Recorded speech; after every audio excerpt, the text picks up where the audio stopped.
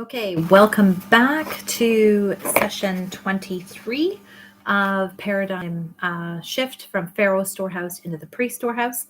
This section I'm going to call the Shemitah Principle, the 7th year of release. So the last video, we were talking about the 5 stages of debt elimination. And as I had mentioned about doing 0% loans, and in biblical loans, we need to follow biblical requirements. And one of those is the 7th year of release. So, charging interest to brethren is forbidden in the Bible, and it ends up bringing curses.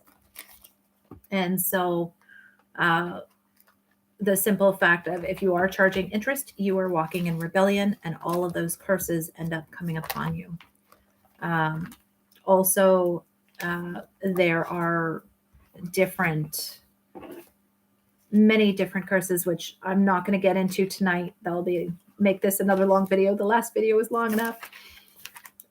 So I want to try to keep this one short. So Deuteronomy 15, the year of release. So at the end of every 7 years, thou shalt make a release. And this is the manner of the release. Every creditor that lends aught unto his neighbor shall release it, and he shall not exact it of his neighbor or his brother, because it is called the Lord's release. Of a foreigner thou may exact it again, and that which is thine with thy brother hand shall you release. Save when there shall be no more poor among you, for the Lord shall greatly bless thee in the land which the Lord thy God giveth thee for an inheritance to possess it. Only if thou carefully hearken unto the voice of the Lord thy God, to observe to do all these commandments which I command thee this day.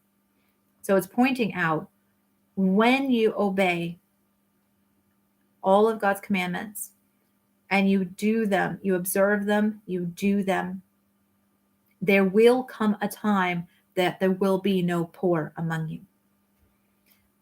Verse 6, for the Lord thy God bless thee as he promised thee, and thou shalt lend unto many nations, but thou shalt not borrow. And thou shalt reign over many nations, but they shall not reign over thee. And so this is where, if you cross-reference this with Deuteronomy 28 in the blessings category, for those who do hear and do obey, and as we both, not just one, because you can hear but not obey, that you want to, or in there, it mentions that you will lend, but you will not borrow. But down on the cursed side, that those who do not hear and do not obey, that they will borrow and they will not lend. And so immediately, if you've got any kind of debt, you know you're under a curse. Now, the good news is this whole concept is about getting you out of those curses on the spiritual side, on the financial side, on all different angles. So continuing on, verse 7, if there be among you a poor man of one of thy brethren within any of thy gates in thy land, which the Lord thy God has given thee, thou shalt not harden thy heart, nor shut thine hand from thy poor brother. So you're not allowed to be stingy. You see somebody else that's in need, you're not allowed to harden your heart and say, well, tough, that's their own fault for being poor. You need to have a soft, tender heart.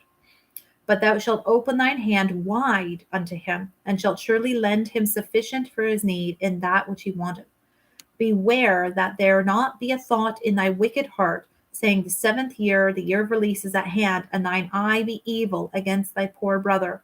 Thou givest him not, and he cry unto the Lord against thee, and it is a sin unto thee. Thou shalt surely give him, and thine heart shall not be grieved when thou givest it unto him. Because that for this thing the Lord thy God shall bless thee in all thy works and in all that thou puttest your hand to.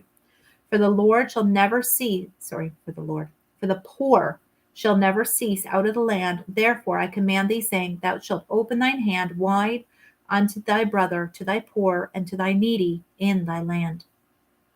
So there's 3 categories that we are supposed to be willing to help, that those that are inside our gates. So within our spheres of influence, our brother, which means other fellow believers, the poor, that are not able to meet their needs, and then to the needy. And so there's a distinction there. I haven't studied it out right now, but there's a distinction there between the poor and the needy. And that word poor there in a lot of other passages in scripture, if it holds true, I haven't looked at the Strongs tonight, but it usually means the ones who are meek and the ones that are humble. And so, again, the ones that you want to be helping, the ones that are humble and meek. Helping the proud, you're not going to get very far. So, on the 7th year, all those debts are supposed to be canceled. Now, why do we not just give charity? Why do we not just say, you know what, here's the money, take it and go? As I've noticed, as I've studied this out, as we've applied it ourselves over the last 10 years, and then over the last few years of COVID in a group setting, what I've noticed is that 0% loans actually help people have a sense of dignity. A lot of people are already in so much shame because of their finances, that feeling like they need to accept charity, it just compounds their shame. Where when it comes from a different angle of, this is a 0% loan and there's no payment plan, but when you get back up on your feet, then you can sow back into the group so that it's going to help somebody else just like you were. By having the 0% loan concept, you're developing responsibility, character, and accountability within the community. It reduces freeloaders and manipulative takers. Like I mentioned earlier, it gives dignity instead of a handout that's compounding the shame. And then it also provides a continuity of relationship and community support coming alongside one another in order to help provide discipleship and growth during the walkout phase. So with the government programs, they throw money at the problem and it never changes. If anything, it gets worse, and there's a cyclical compounding problem. And what they're missing is the relationship aspect. There's no love with the money. Money cannot fix anything.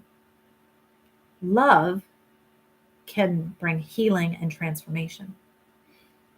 One of the warnings that I'd mentioned previously, but I want to mention here again, is you want to be giving those 0% loans with the attitude of a gift. It's going to guard your heart from offense and bitterness when it's unpaid. And we do not want to be acting like a creditor of, when are you going to pay that? It's like, come on. It's like, I need the money back. We need it now. You cannot pressure people to pay it back. The moment that you start getting into that striving, it is going to rupture those relationships and drive people away.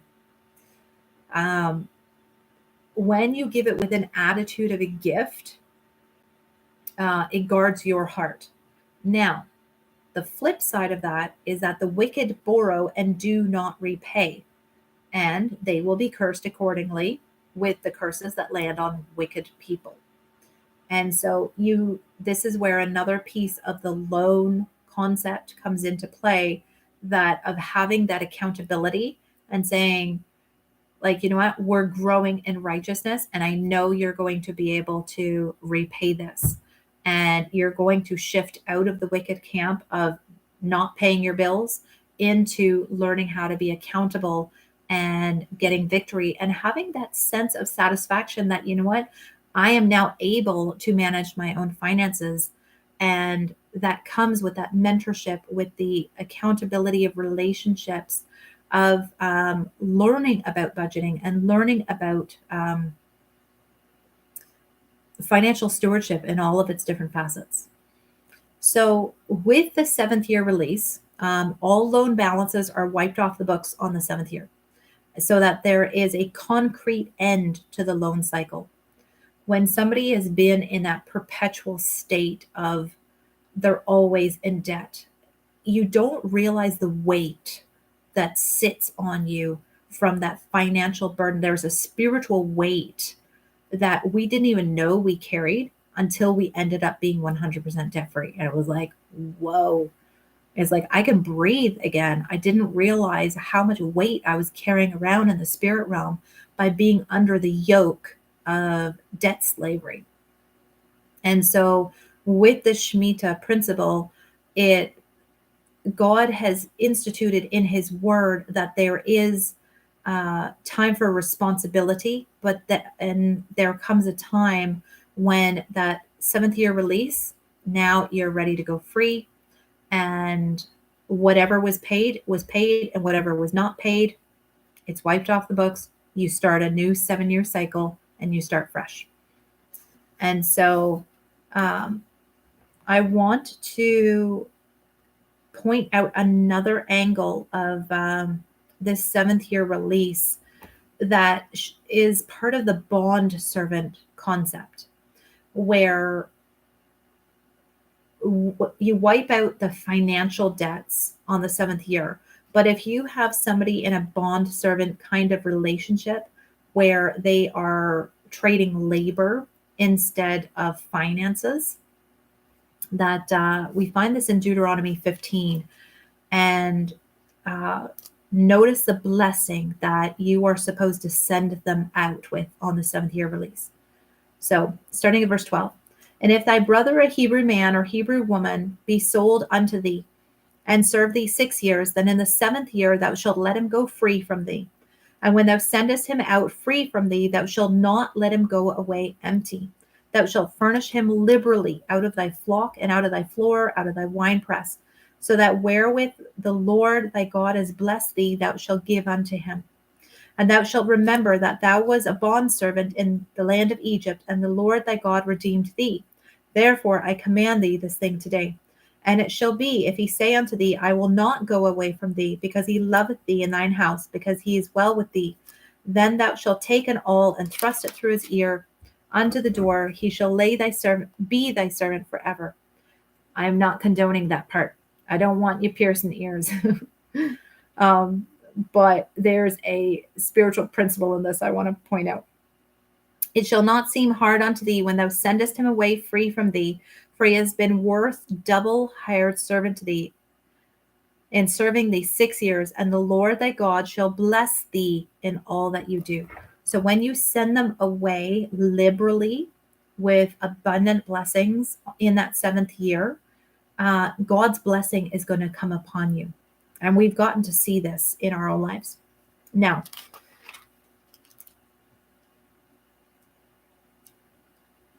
yeah, okay. So the point that I want to make there is on the 7th year, depending on the kind of relationship that you've got going, is it a mentorship relationship? Is it a financial debt relationship?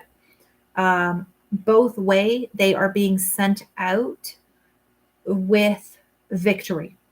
The one who's getting his debts eliminated and forgiven, they get to go into freedom, and they're not carrying the weight of the debt balance anymore. It's done. It's zero balance. It's gone. We did this. Our first beta year was actually on a Shemitah year when we tried it. And the person that we were working with knew this, that it was a Shemitah year, and that realistically there was no way that they were going to be able to pay back the amount that we had sowed into them, which was $21,000 for that first year. And when the Shemitah release date came up, we ended up letting them know, this is the balance that has been forgiven. You are not required to pay it back. And then the relationship at that point moved on, and that person ended up going on to into a different region. They ended up moving because now they were free to go, and it sets them free from the expectations, from the relational loyalty of, well, I need to stick around. It's like, it's okay. It's been wiped off the books. You are free to go. You don't have to walk with us any further if you don't want to. She ended up getting a job somewhere else, and we were able to bless them and move on. And then we started with the next people. And so when people have been in more the mentorship, the physical labor side of things, in order to pay off their debts with labor, so more a bartering, trading kind of situation, that's where sending them out with provision and with to be able to get them to be able to go out and succeed on their own and be able to give them that provision. I mean, nowadays, we're not going to go buy a goat and send it on with a person. We're not going to go get them a big bag of threshed wheat and hand it to them. Unless you're a farming kind of person, then you might want a goat. Who knows? But nowadays, if they've been walking with you for a season of time, and now it's time for them to move on, if they are going to be moving into a trade of something, then if they were using your borrowed tools for a season, then making sure that they have all of the tools or a startup worth of tools to be able to start up on their own. If they were an artist, for an example, making sure that all of their supplies are fully stocked up before they leave your home or your home group, that you send them off with abundance of provision to be able to thrive in their next season of life. So that's that one, and I will be back shortly.